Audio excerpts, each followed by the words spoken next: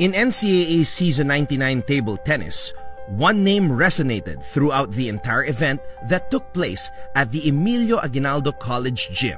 Hence, Dominic Lucero of the Benilde Blazers was absolutely amazing as he dazzled everyone in attendance, including his opponents, after winning all of his 10 matches, 9 singles and 1 doubles. Grabe po yung preparations na ginawa po namin.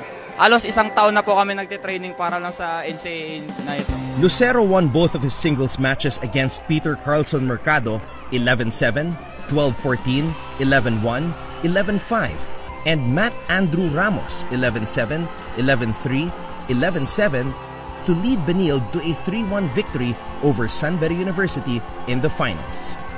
For his extraordinary exploits, Lucero was awarded Rookie of the Year and Most Valuable Player.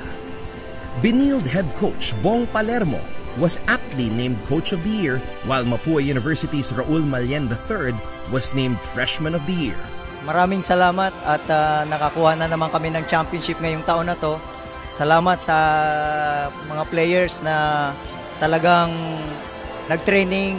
Meanwhile, the University of Perpetual Help made history by capturing the women's and juniors titles for the first time ever. Narating ng mga bata ang stage na ito, pinaghirapan nila puyat gabi-gabi. Christian May Santillan led the Lady Altas to victory in the finals over San Beda 3-2, earning her 3 awards: Rookie of the Year, Freshman of the Year, and Most Valuable Player.